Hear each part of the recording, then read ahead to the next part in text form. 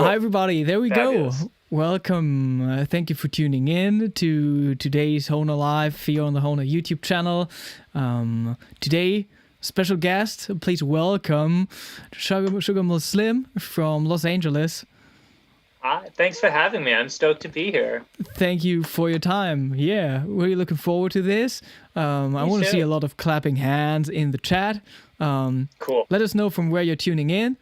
I see people from Iran, Saudi Arabia, Belgium, Morocco. So, Oh my all gosh. around the world. That's crazy. That's so cool.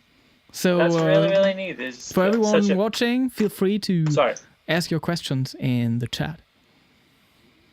I'm sure you answer really, every really cool. music and harmonica related question today. Oh my gosh, absolutely. Yeah. That would be awesome. So for those who don't I'm curious to know curious. about you, so you're in Los Angeles right now? Yeah. I live out here in Northeast Los Angeles, and I've lived out here my whole life. Oh, okay. Yeah, that's exciting. I have some questions for in you LA. then, and Yeah. I would really say that you're doing what people talk about, like being modern blues harmonica. You know the harmonica forum, the modern blues harmonica website by Adam Gasso. Yeah, absolutely. So after listening to All the time. your Yeah, album, I thought, oh yeah, that's modern blues harmonica. Oh my gosh. Because, well, like, yeah, thank you very much. A lot of stuff on the forum isn't. Wait, what was that again? Sorry. A lot of stuff on the forum isn't. Right, absolutely. Yeah, that's a really good point. I think, the record was really kind of made with the intent to be, it's got a lot of homage, pays a lot of homage to the music to blues music of the past, but it's really just me trying to be me and me trying to express myself in a way that's authentic, or at least genuine. You know what I mean? So I think when and I'm not trying to be anything other than who I am. You know what I'm saying? So, like, for better or worse, that record is 100% me, as 100% me when it's interesting because now that when I listen back on it, like, there are parts of it that I feel like I've progressed beyond, or maybe I wouldn't have made the same choice now. So it's kind of, it was very much an encapsulation of when it was recorded. But all that being said, it's still very much emblematic of who I am, I think. So, yeah. That's fantastic. Yeah, I mean, I definitely checked out the whole album. I was listening to the whole thing. I think my favorite song is Leaving Trunk. Oh my god, yeah, thank you very much. That's I'm my really favorite one with great singing. Yeah, I wish I could sing it that well. Thank you. Thank you very much. I'm so glad you dug that. Yeah, that was one of the tracks I was most proud of recording, for sure. I knew that was one that I wanted to do. That whole the whole feel of that recording turned out really great. I really got to give it up to the guy who played drums on that record. His name is Sam McAdam. He was really dedicated and really just knocked it out of the park on every song. So I'm really happy how that one turned out. Oh yeah, so thank you very much. I'm glad you dug the record. It was very much a labor of love. Yeah, and everyone out there, you should definitely check it out. You can find all the social media links of Sugarmill Slim in the description box below. Yeah, check out the album if you haven't done so already. We'll get back to this, but of course we want to start at your early beginnings and musical beginnings. I mean, you're not only a harmonica player, you are a singer, you're probably also a songwriter, and you play guitar.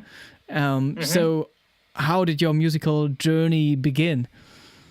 It's long and varied. I think, well, for a long time, I've played, I was a backing musician in kind of a freelance for hire on drums and keyboards. That was how I've made my living for like the last 10 years.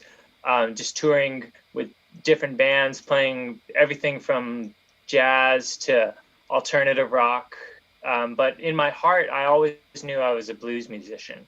That was where that was what resonated with me the most. And I was always playing harmonica and teaching myself and learning and practicing all the time.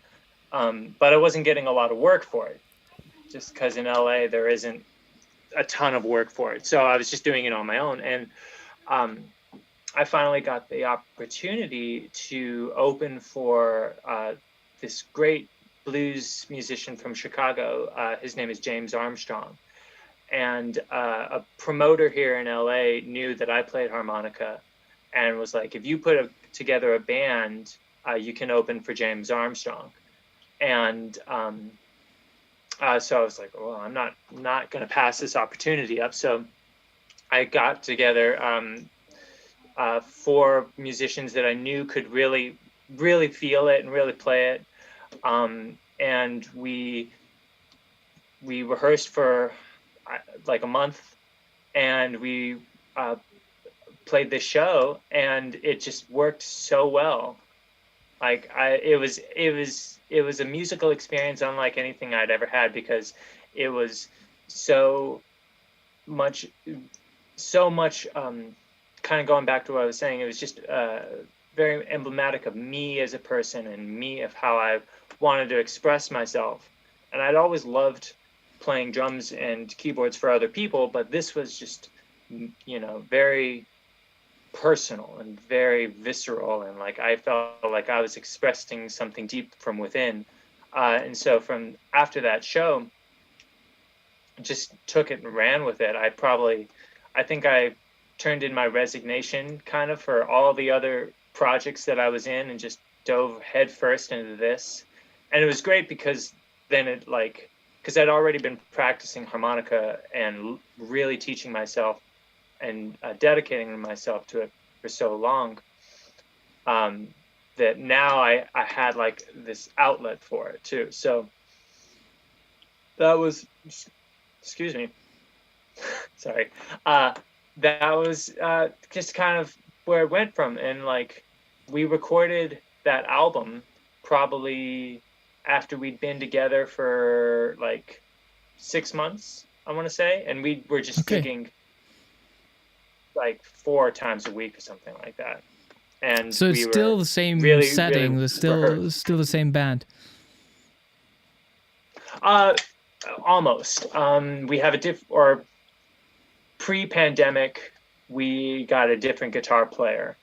And now it's been a couple months since we've played together, because we are trying to be very safe and social distance in this pandemic world. But when we get back together, it'll basically be, the same band, me and 4 of the same people. So yeah, it's been really, really great. I'm really happy with it.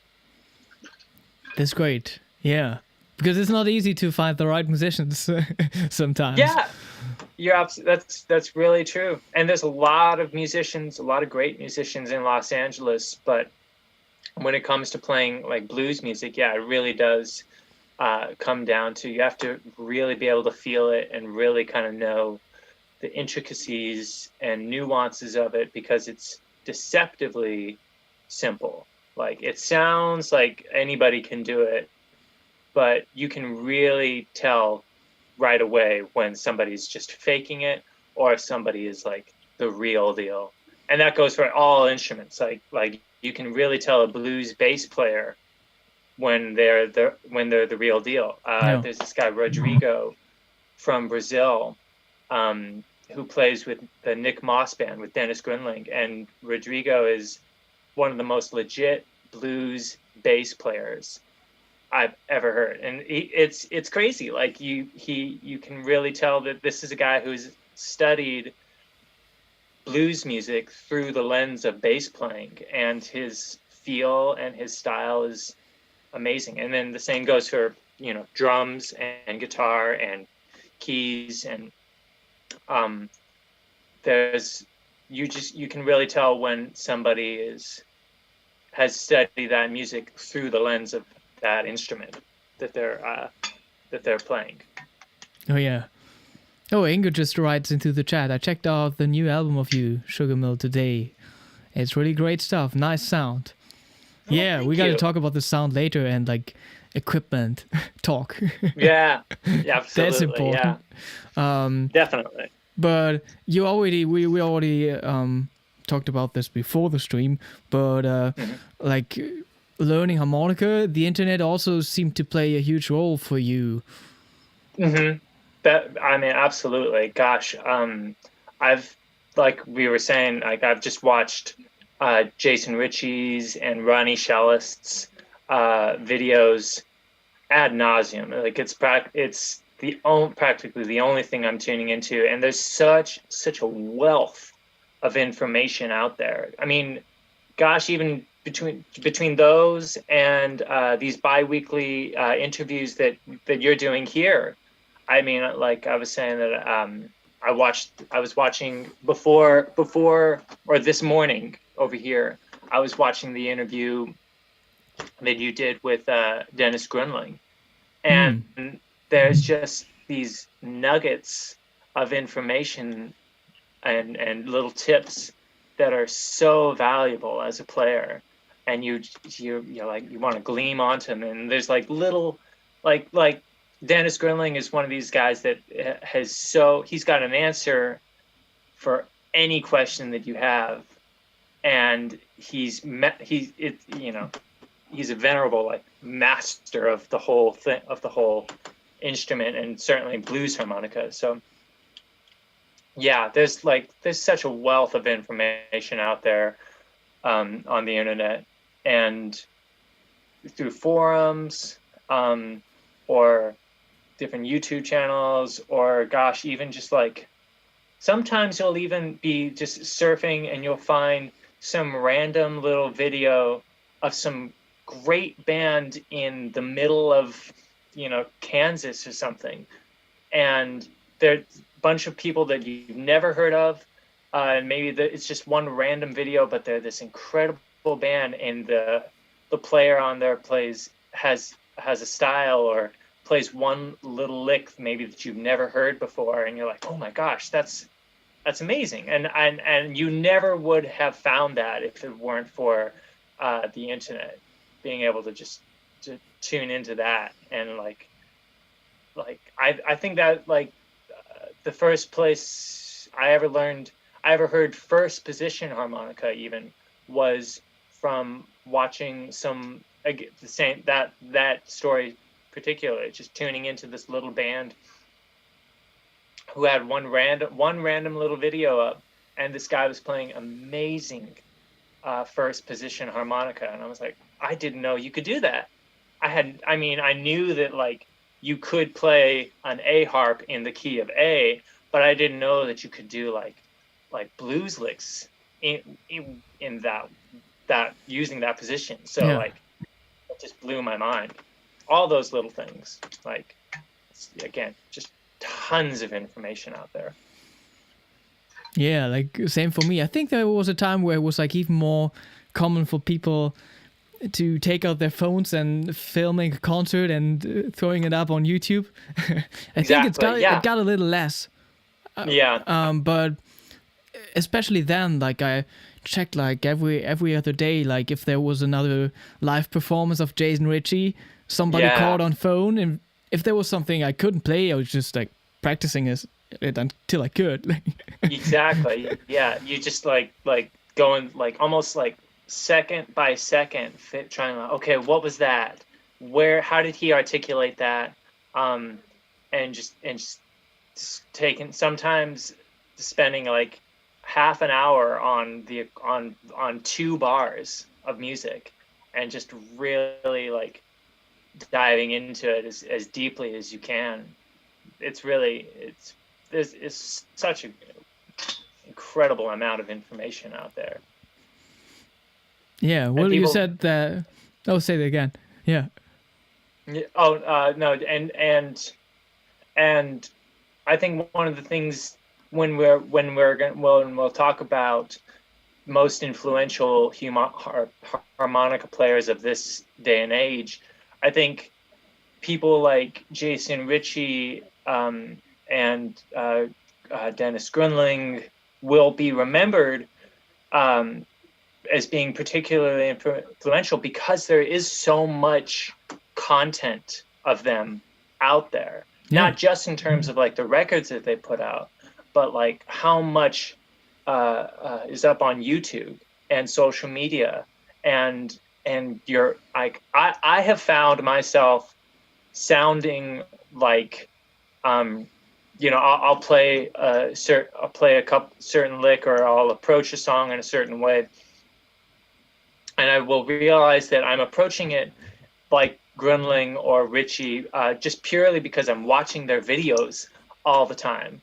And some of that just kind of seeps in without you even having to actually try to learn their licks or learn their style. Just listening to it all the time, that kind of it seeps into you. And I think players like that who have so much content out there will be remembered as particularly influential for that reason. To say nothing of their just immense talent and skill that is already in and of itself influential.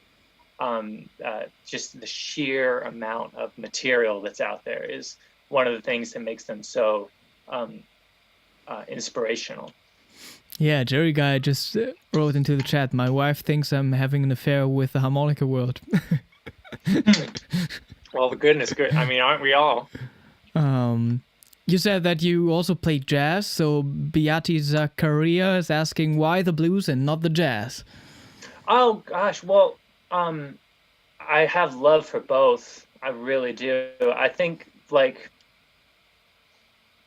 it kind of comes down to expression. Like, when I'm playing harmonica, there's a certain...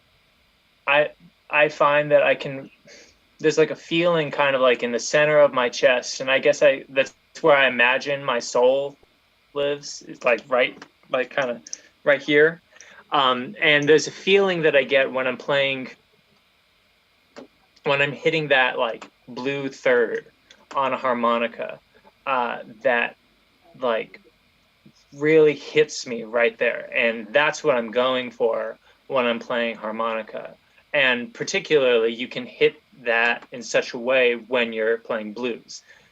And I'm sorry if this is kind of abstractly answering the question. I know it probably is. But so that's when I'm playing harmonica, I'm really going for that feeling. And I find that I get that feeling fastest or most readily when I'm playing blues. Jazz is a different story. Like I had come from a drumming background too, and jazz, I get a similar feeling playing jazz on the drums. I find that I can really like express myself in a very potent and, for me anyway, visceral way when I'm playing the drums. I'm certainly not Philly Joe Jones or Brian Blade or anything like that when it comes to drums, but I find that it's just kind of they're two different styles and two different ways of approaching music and thinking about music. And it just all comes down to feeling. Again, that's kind of obtuse, I know, I'm sorry. But, that makes a lot of sense. It's a feeling, I think, and that's kind of that's really what it comes down to, I think, for me. Yeah. Beati says, I got you. Oh, cool. I'm glad. Phil, thank you. I'm glad you're able to glean some of that. That's cool. So on your way of learning the harmonica, like did you ever have like one-on-one harmonica lessons? Little bits, like never like going to somebody's house or FaceTiming with somebody, but I would go see. Trying to think of like an example. I remember I went and saw. I think it was Rick Estrin at this little place called, that's not even there anymore actually, and I don't even remember the name of it, but it was here in LA, and it's long. I actually think the bar now is like uh it's like part of an IKEA now. It's not even there anymore. But I remember I went and saw him play, and asking him about, you know, what is how are you how do you make your harp sound that? And that's how I first found out about low tuned harmonicas. Like he was playing a low C, and I didn't even know that was a thing. I thought there were only 12 diatonic harmonicas, and that was it. Yeah. So that's kind of an example, like But that's like the old school way, right? Like going to a concert of a harmonica player, just picking up stuff there. Like how did you do that? What is that sound? And then they give you, one little bit of information, and that's like a whole, like you can like go into, you can spend just what took them like 10 seconds to describe to you can be hours worth of practice sessions for you, like as a student, like really trying to like delve into it and like trying to dissect it and find out what it is that because for them it's so easy because they've been doing it for so long and they've already put in the time, but for you it's like it's this whole new world that maybe they've opened up to you. So lessons, again, it's like that old school way of just going to see people play and like asking them for tiny little nuggets of information that they can just toss over to you if they're feeling generous, so to speak. There's a nice question by Abdullah and Sherry. You have really a unique way of playing when you are in the zone, like most of your solos. Question: how you control that and make it so amazing and perfect? Oh my gosh, that's very, very generous. Thank you. I guess what we're talking about is like how can kind of construct a solo, right? Or at least that's how I'm hearing it. I think when I go into play a solo, I usually start with like a motif, like one little idea, like maybe like a 3-note idea, and sometimes it'll be how many how much can I exploit that 3-note idea, or sometimes like maybe it'll be like a kind of like a can I play really fast? Oh yeah, definitely. That's what everybody wants to hear. So maybe it'll be like like and just trying to like exploit that as much as possible. So like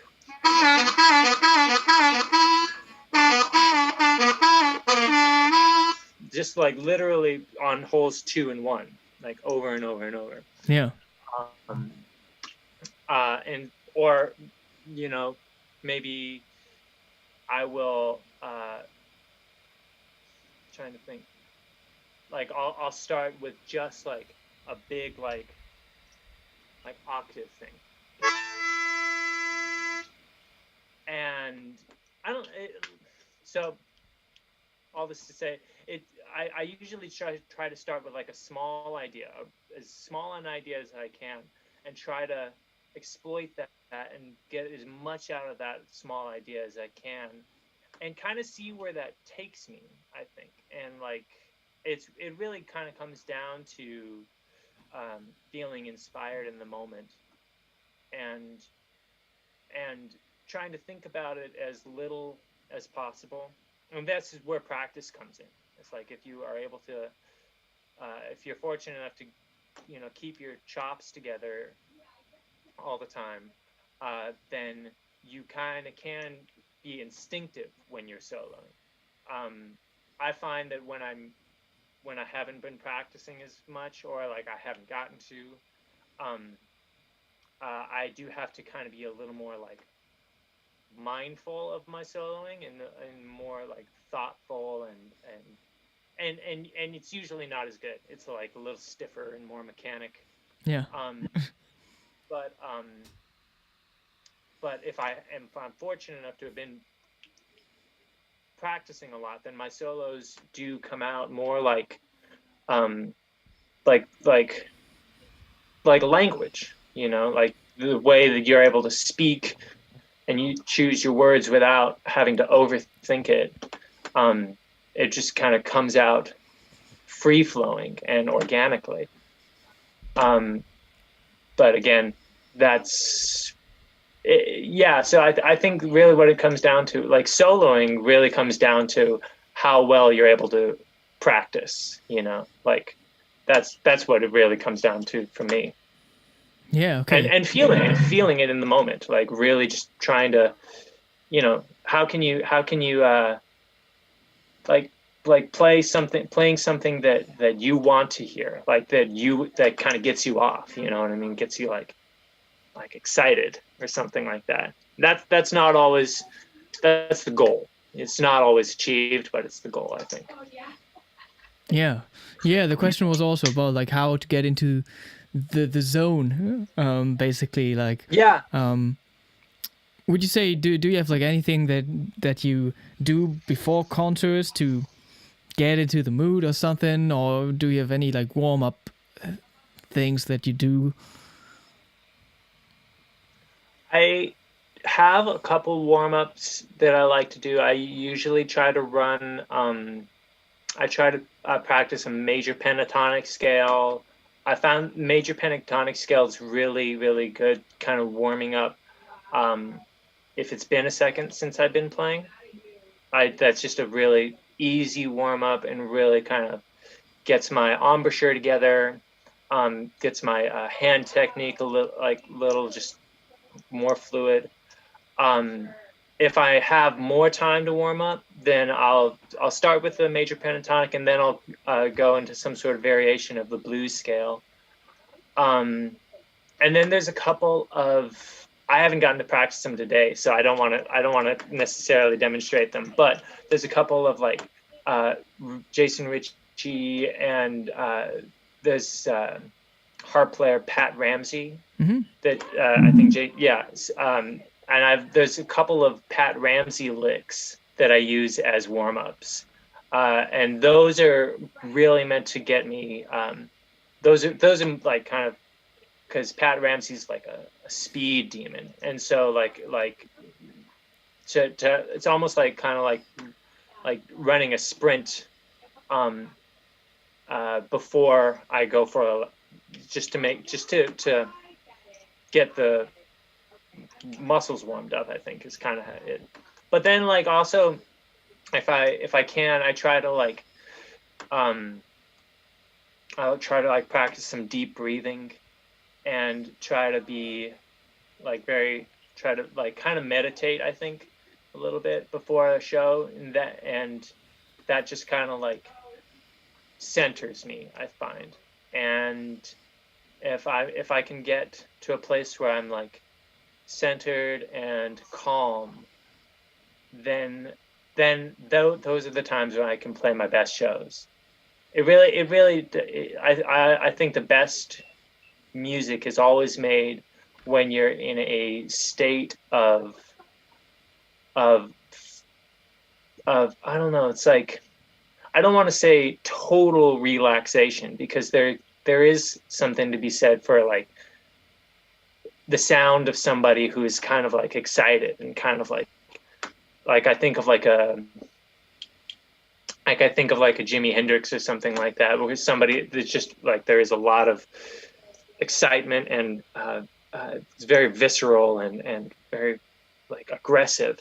But I think so you have to find this balance between like being very, very, very almost like violent and angry, but at the same time very centered and calm and present. So I think that's the state that I'm always trying to get into before a show, before anything where I'm performing. It's like this blend of both of those states of mind, I think. Yeah. Again, Yeah, kind that of makes sense. obtuse and abstract. I know. I'm sorry, but these are kinds of things that I think about. But I'm great getting asked these questions because I'm actually for the first time like having to put words to them. So it's really good. Nice. Yeah, some easier stuff is probably talking about like harmonica technique and nerdy stuff. So Beatty is asking, do I necessarily need a custom harmonica to play overblows comfortably? I think that. Well, I mean, you can probably answer this just as well, if not better than I can. I think it's always best to try to learn as much as you can on an out of the box harmonica uh, before you try to get into custom anything, right? Like I think anyway, like absolutely custom harmonica is going to make things easier, but your technique and your abilities and your understanding of how to achieve those techniques is going to be strengthened by really trying to learn it without the cushion of custom instrument or anything like that.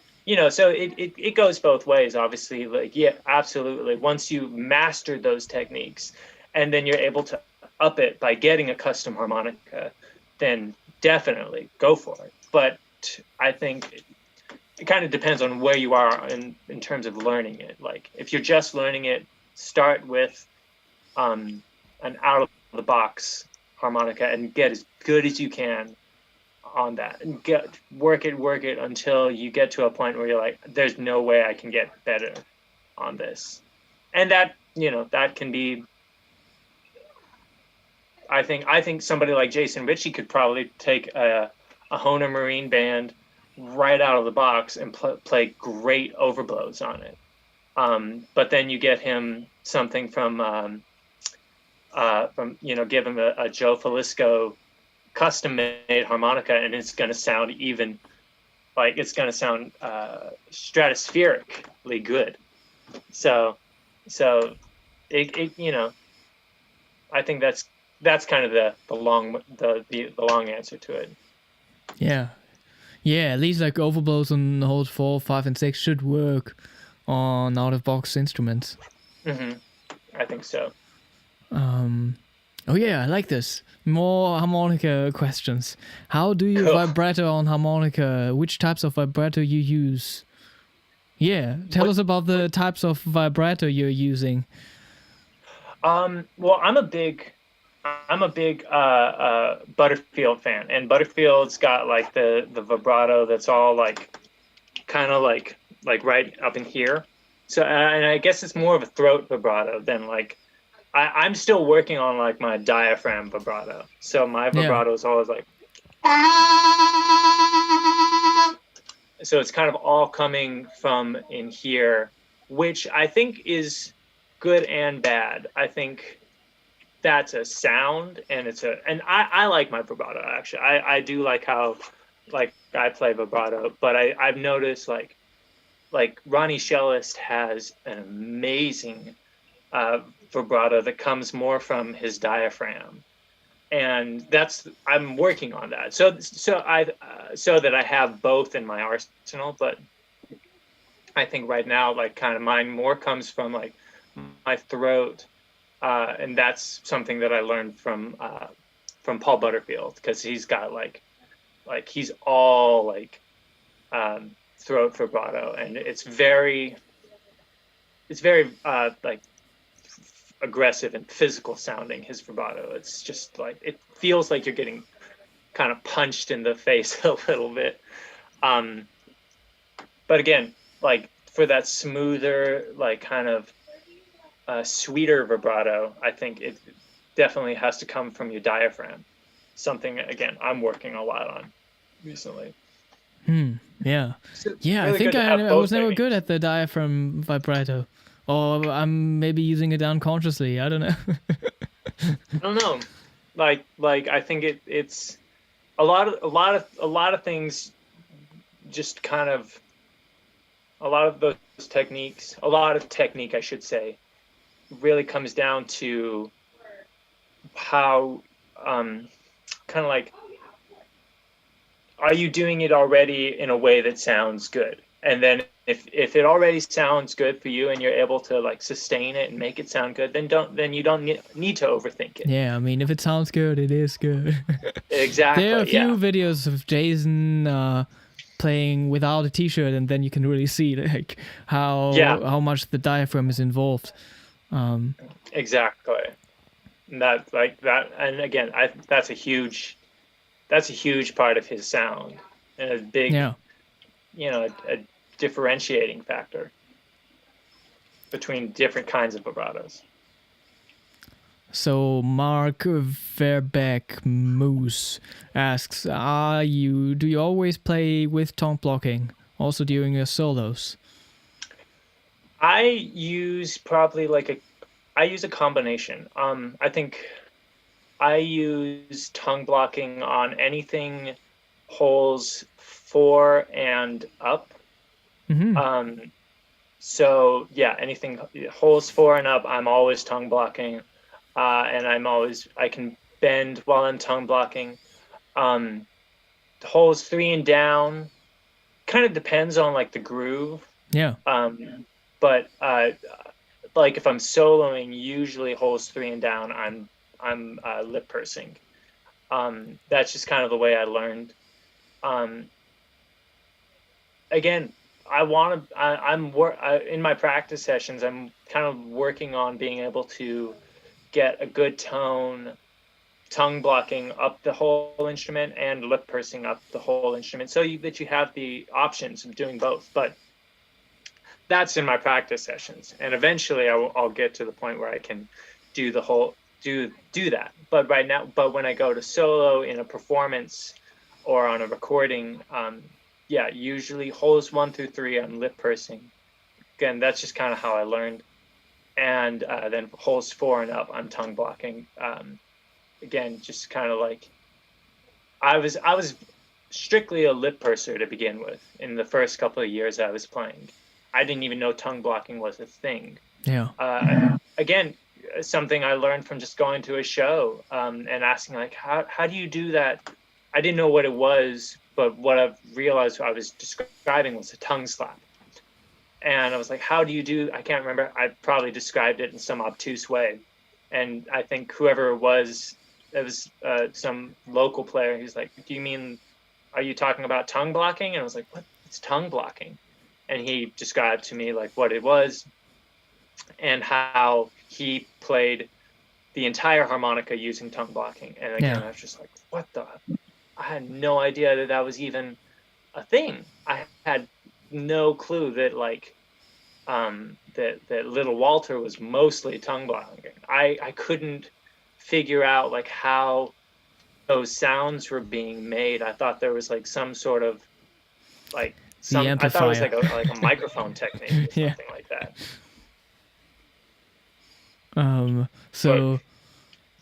Yeah, it was pretty similar for me. Like with Dennis Grunling, like when I was into the stuff he does a lot, I just thought, oh yeah, now I also gotta play everything tongue blocked. And I did for some time, and yeah, it was like a strict tongue blocker for a year or so before getting back to the lip pursing technique. Yeah, it kind of like, I think it really just like I think one of the things I think Dennis Grunling pointed out in when I was watching the interview you guys did was you can get good tone with either technique. Oh yeah. There are certain things though that you can only do with when you're tongue blocking. Certain like octave splits and slaps and certain tremolo techniques that you can only get when you're using your tongue. So you have to, at the very least, learn a little bit of tongue blocking to be able to do those things. And that, again, took me a long time. It took me a lot of practice to be able to get those down to a point where I felt comfortable enough like playing them in public. But yeah, it's definitely worth it, especially if you're playing amplified harmonica. Absolutely. So Beat is asking, do I necessarily need a pedal to play amplified harmonica without any feedback? I don't know. No, I don't think you do at all. I think anti-feedback pedals are great, and I think they are very useful. But I think you, again, kind of going back to what we were saying about custom harmonicas, you should really work on figuring out how to get great sound, great tone with just a microphone and an amp. And sometimes that really does kind of come down to, I was going to say it kind of comes down to like your choice of amp and your choice of microphone. And I think that is partly true. But again, I think you can give a cheap karaoke microphone and like a little Behringer 10-watt digital amp to Grinling, and he's going to make it sound amazing. So the gear is important, but it's definitely second to how you're able to work that gear. And the thing with the feedback pedal, something I've found that's really interesting is there's a way to get a lot of volume without using the feedback pedal, or without needing a feedback pedal, I should say. And what I like to do is I like to turn up my, if you have an amp with bass, mids, and treble, turn all of those up, have your volume down all the way, but turn your bass, treble, and mids all the way up, and then start to bring in your volume just a tiny bit, because the bass, mids, and trebles are like volume, like because you're adding volume to those frequencies, right? So if you can start with your volume knob all the way at 0 and just start to bring that in, you can actually get a lot of sound and a lot of loudness from your amp before you ever need a feedback pedal. Feedback pedals are great. I know Lone Wolf makes a really good one. There's another company called Cobra that makes a really, really good one, but you shouldn't get one before you can like get great sound with just a mic and an amplifier. Yeah, so what equipment are you using right now? Well, I'm exclusively a Hohner person. I've like pretty much always just played Hohner. I've tried the other brands, and they are absolutely really good, but I think I've just always kind of come back to Hohner because I can really rely on them. Beyond that, right now I use an Electro Voice 606 for my microphone. Mm-hmm. It's really kind of cool. It's a little smaller in diameter, which is kind of good because I have smaller hands. So it's comfortable. I also have an Astatic JT30 that I was using for a while, but the element is dead. and I just like my electro voice a lot more. So those are my mics, and then depending on the gig, I have a Lone Wolf harp train, which is this 10-watt single speaker that it's just it's actually really really loud for a little 10-watt amp. And I'm just obsessed with that. I've used that on all my recordings and most gigs. And then I've also got a harp gear, an HG50. Yeah. That is just pushes a lot of air, and it sounds great. I got one of those because I saw because Jason Ricci uses one, and that amp is amazing and it sounds fantastic.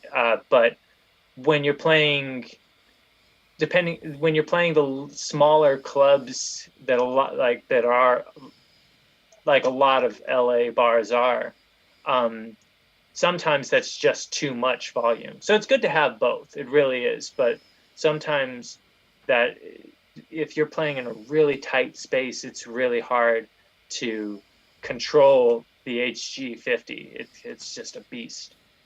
So that's when the little Lone Wolf Harp Chain 10 comes in really handy, because it's really controllable, sounds great, especially if you got a band who knows how to play with dynamics and they can like really they don't overpower you.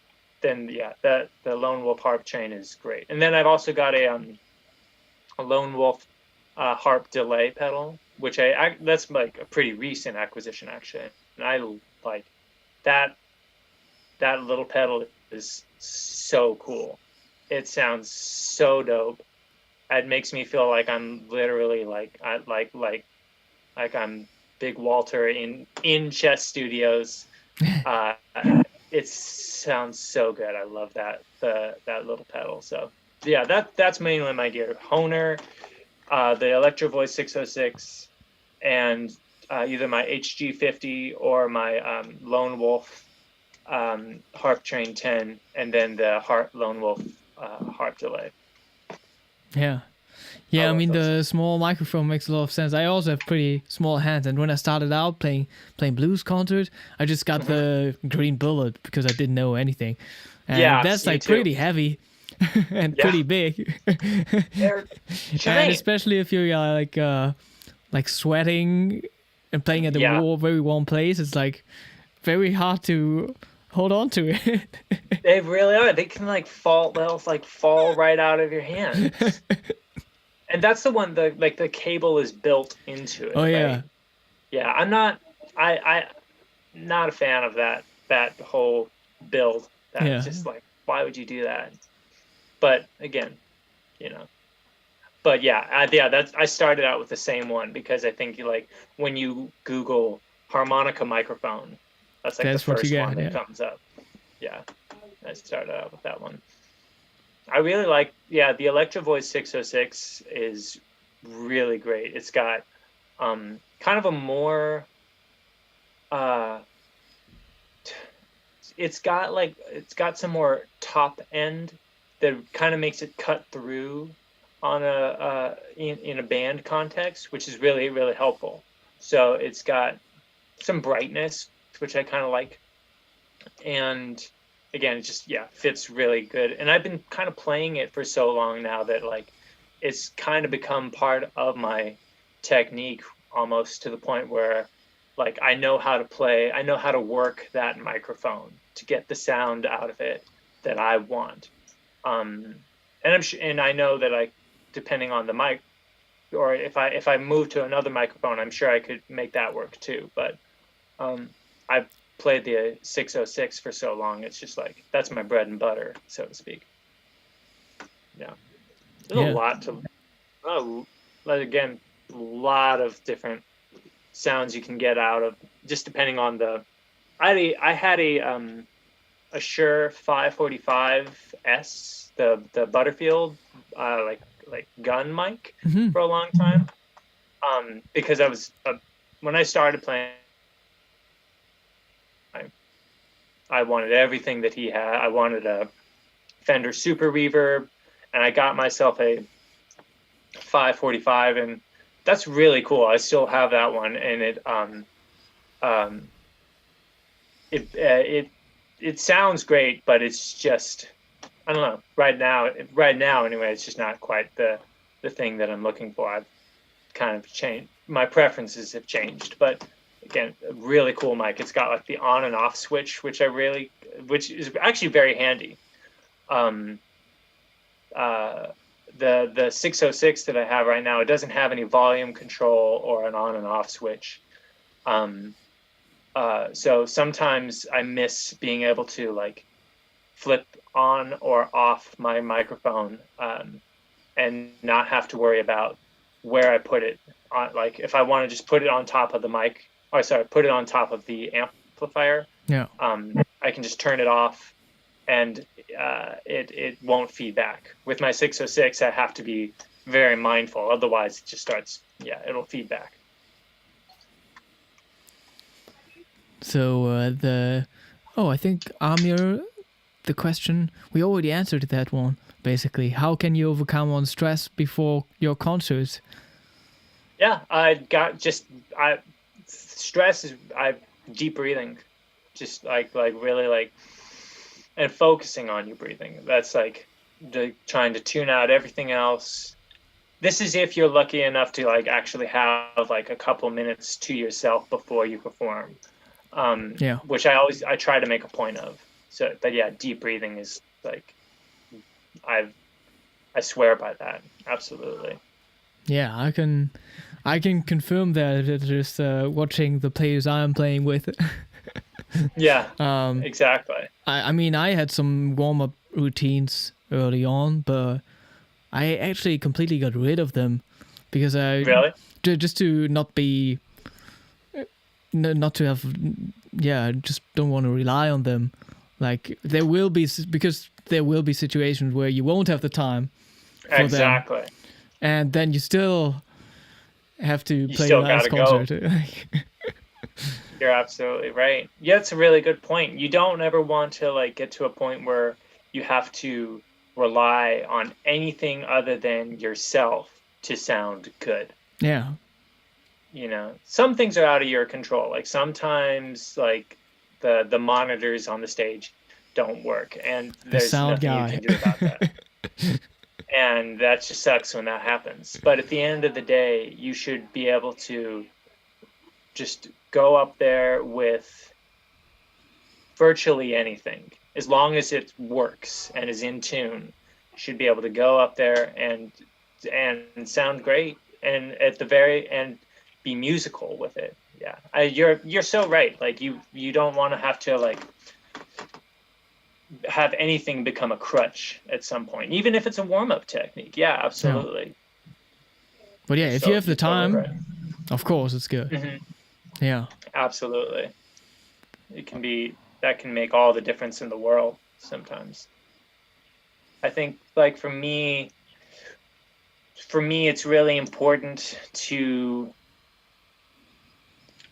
kind of center myself, especially like when it comes to, because like I really want to make sure that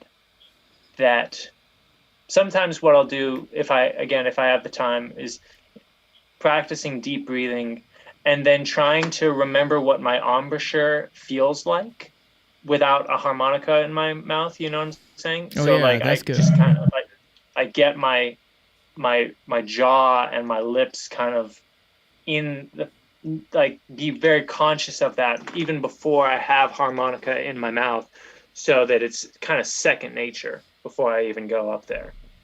And sometimes I'll even just practice that.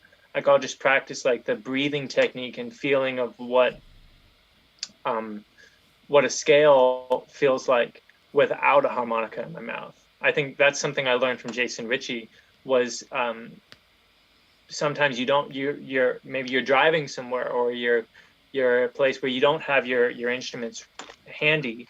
You can still, there's things you can practice even still without an instrument in your hand, to just keep yourself, kind of in check, keep yourself sharp a little bit. Yeah. Yeah, I practice in my mind a lot.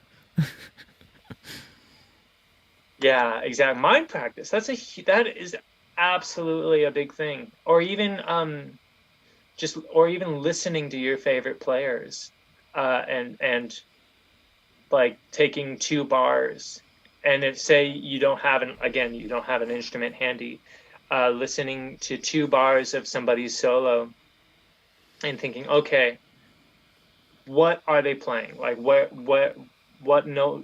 holes are they playing? What notes are they doing?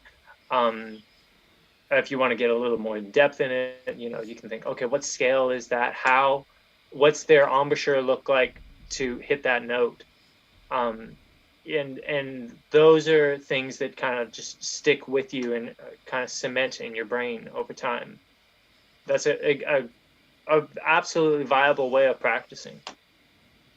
Again, Yeah. practicing with an instrument is, of course, the best way, I think, but there are always ways of being conscious of it. Just listening to players is such a important part of learning.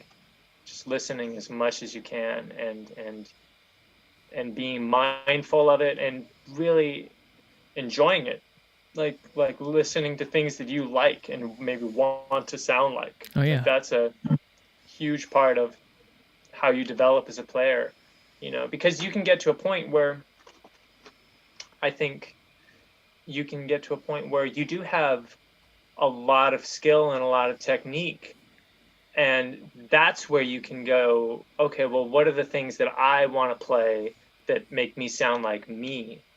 And if you've been listening to things that you really like, and you different style artists, different players that really turn you on, that's where you can be more discerning about.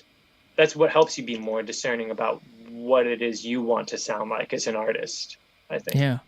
Yeah, and if you don't listen, like you probably can have a lot of skill and technique if you practice a Mm-hmm. lot, but then you don't know what to play. I've known a lot of people that have run into that problem. Yeah. Absolutely, you like all the technique in the world, and all the skill, but if you ask them to play, like if you ask them to improvise or something, ask them Yeah. to do, like approach something with their own flavor, they're stuck, and I get that like deer in the headlights look, where they're just, I don't know. They need something to copy to be able to do it, and I think all of us start like that, absolutely. But there does come a point, if you do it often enough, where you should be able to, um, at least create a semblance of an idea, even if it's based on something else. You should be able to, like, at least like Frankenstein an idea together. And I'm surprised sometimes how hard that is for some musicians. I don't know what it Yeah. is, but it's different for everybody, I guess. Yeah, that's interesting. I gotta keep that in mind for a student, probably. Oh yeah, um, absolutely. very important to listen. Hmm. Listen is like as much practicing as actual practicing is. Yeah, I think it's a really big part of it. Listening and like actually practicing with your instrument. They both go hand in hand. Um, there are things that you have to I think you should practice, that don't require listening. Scales. Like I love practicing scales, and you know, large, like jumps from, like, holes 10 to hole 5, or Yeah. hole 9. Big jumps like that, and those you don't need to listen for, but they're like just, that's a technique that you can build. So there's my point being, there's technique that comes from listening, And then there's also just listening and absorbing and being influenced by different players and different styles. Yeah. Well, there's a little discussion in the chat about is it possible to open a Marine Band 1896 to clean and or repair? Well, I mean, you can open them, but if you put them back together, they're probably not that airtight anymore, right? Yeah, that's usually what I've found anyway. That's a really good point. I mean,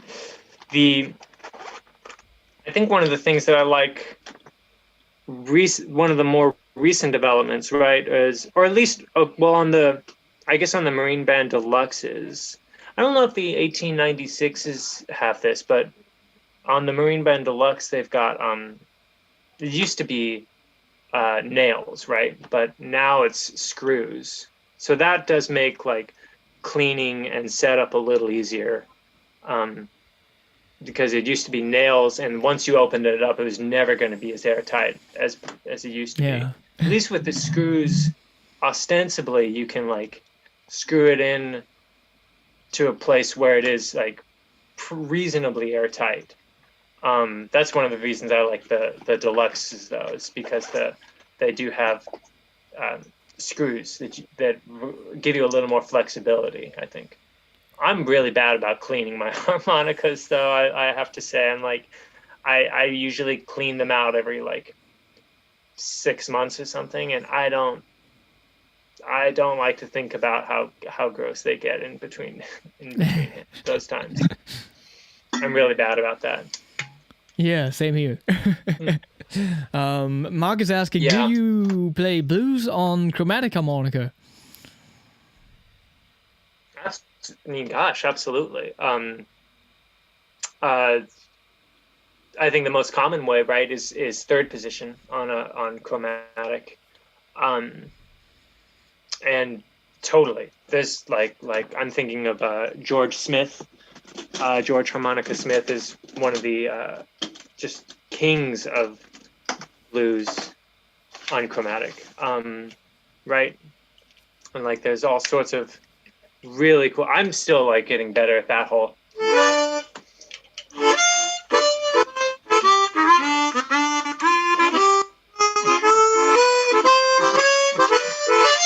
I'm still getting it like at that whole thing. Like that's just, Dennis Grilling is like the master of that, and he's so good at that. But yeah, you can absolutely do it. You can, and some of the best. I'm thinking of like Grunling, Rod Piazza is incredible, obviously. William Clark was amazing, R.I.P.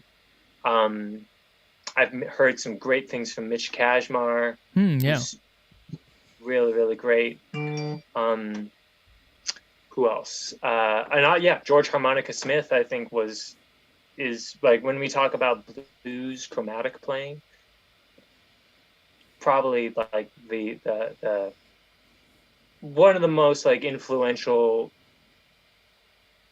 like harmonica players ever, because of his skill with the chromatic and what he could do. And like, he's got a version of I Left My Heart in San Francisco. It's not blues, but it's just so cool. Like, his version of it is so like soulful and smooth and dirty at the same time. It's like beautiful.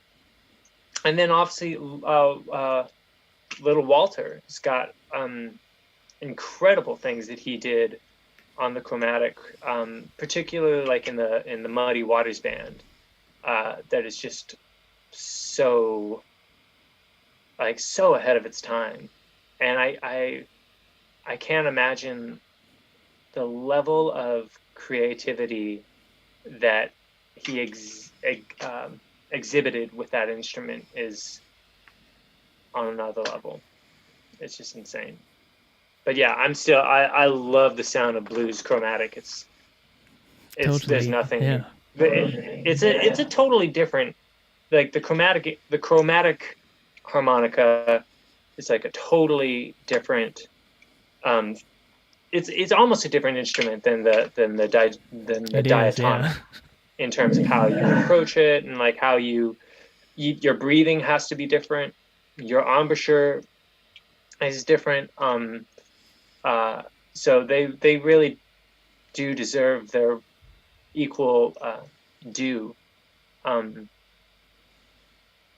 yeah, I think you can go so deep with it. I'm not a chromatic master at all. I'm really just trying. I'm still getting better at that and learning and practicing with it for sure, day by day. Yeah, it was also for me just like the third position thing that I wanted to do, and I mean I can do some stuff, but yeah, it's fun to have one. Yeah, absolutely. um, And there's lots of different. Sorry, go ahead. oh no, say that again. Oh no, it's just like there's all sorts of different kinds of chromatics too. Like there's obviously the most common, which is the 12 hole, right? But I've seen other people play like the big 16 hole ones. Yeah, I Those want are to get a epic. 16 hole. Yeah, I really want to get one of those one day. Like that would be really cool. They are, yeah, huge and sound amazing. Oh. Great, yeah. So was it earlier this year when the album dropped? I think it says on Spotify it says January. Yeah, January 30th. I put it out actually on my birthday. Yeah, it came out January 30th, and yeah, it's up on Spotify and Apple Music and Amazon and Pandora, and I've got CDs of it too. Yeah, it's all over there, and then I've just been writing a lot right now. Okay. Writing and kind of gearing up to eventually record like a second record. Okay. And hopefully that'll be, it'll kind of depend on how things go with the pandemic. God, but once it's safe to like get together with people in like a small recording studio again, then the goal will be to start recording the second record. Hopefully sooner than later. Who knows when that'll be though. But yeah, right now it's just my big focus has been writing, just putting together songs. Yeah, so that's what you are up to next. Yeah, exactly. That's kind of like my big goal for now is just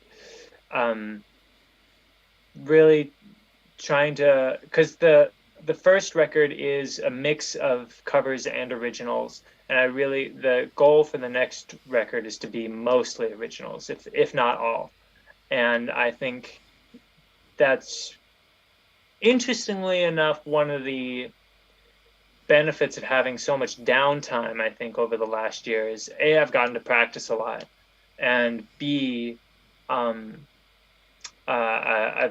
just had a lot of time to work on songwriting, but then also kind of a lot of inspiration. Like it's been such a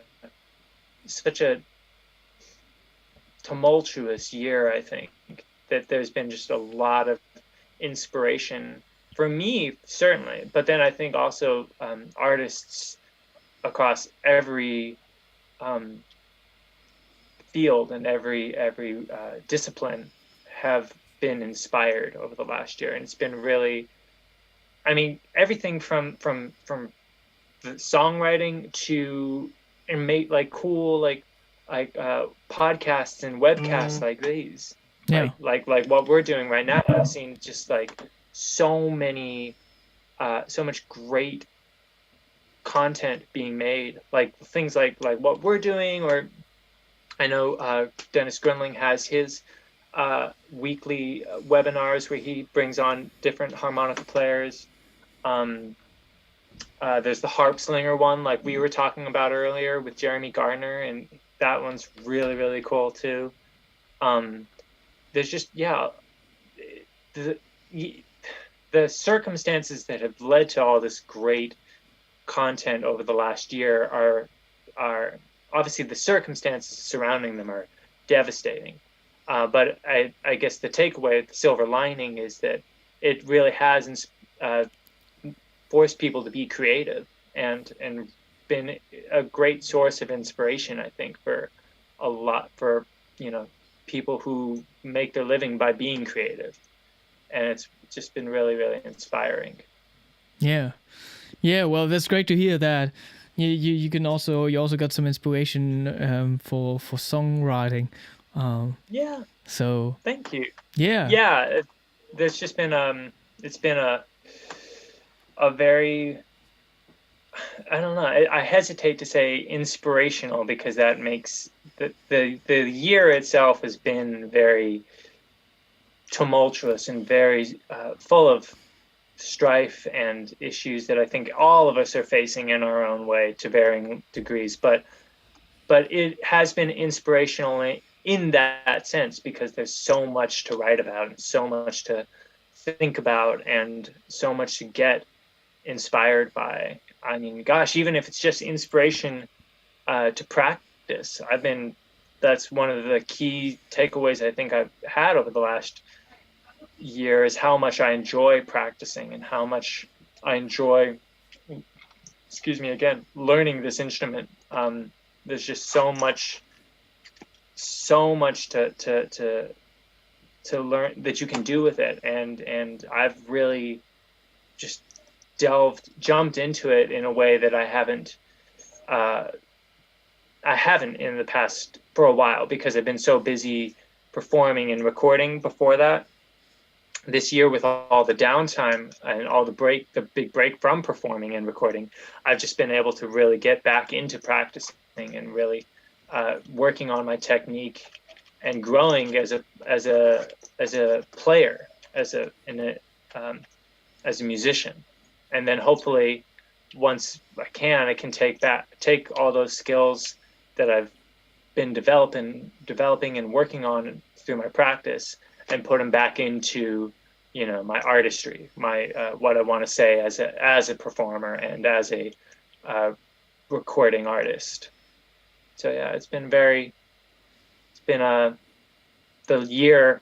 Gosh, we don't need me to talk about like everything that the year. But yeah, I think we are looking forward to the next album. Everyone out there, check out the first one. Yeah, it was fantastic to talk to you and check out the album myself. And yeah, the next event we talk about the event that's coming up, which is on Sunday, the Funk Challenge together with Jason Ricci on Twitch. That's right. That's exciting. So if you aren't informed about that, maybe I should post the link in the chat real quick. Because I have a little announcement video on that. And yeah, Twitch is a new platform for a lot of people and Discord too. Yeah, that's right. Yeah, I'm still like I haven't gotten super deep into Twitch. This might actually be my first foray into it. I don't think I know about it. I have a friend who does like live streaming of games that they play. But I'm really curious to see how this goes. And that's the thing. Like that's what you also get into if you're hanging out on Twitch. And you see these people playing games for over a year now. Now I want to start gaming. Okay. And I never was a gamer. Yeah, good. But yeah, so that's going down on Sunday at 6 p.m. Central European Time on Twitch. I sent the link into the chat. So yeah, it's about playing in third position. That's legit. Minor, that's easy. Can be easy. So it's also for beginners. There will be 3 winners, 1 beginner player, 1 intermediate, 1 advanced player. And Jason Ricci will be the judge. So yeah, we're looking forward to all the submissions. Badass. That's cool. And yeah. Well, this has been great. I don't know what's the next Hohner Live. I actually forgot who's next on stream here. I still gotta plan another for April, but on April 22nd is Tim Gonzalez, Oh, our guest. that's pretty cool. I know him by name. I don't think I've listened to anything by him. What's his style like? I saw a lot of stuff on Facebook. He is a very rhythmic player, I would say, and likes to play alternate tunings a lot too, like doing like rhythmic stuff with minor tuned harps and things like that. That's cool. I wanna dig that. That sounds really neat. So yeah, That's really cool. always something new here. Yeah, I love that. I love the variety of people that you have on here. It's not just blues harp players like me, right? It's like it's from the whole world of harmonica, which is so varied and so eclectic. It's really, really cool. I love like the variety of people even that chromatic come on players. here. Yeah, and even chromatic players. Exactly. It's so dope. I love that. So yeah, thank you everyone for tuning in. Thank you so much, Sugarmill Slim, for your time. Thank you so much. I had a blast. It's been great. So I hope to see you very soon at a harmonica festival or somewhere. I hope that. Gosh, we can do that. I will be so happy. That'll be great. Yeah. Fabulous. So yeah, everyone out there, I hope you have a nice day or evening wherever you are. Thank you. Yeah, this has been fabulous. Bye bye. Well, cool.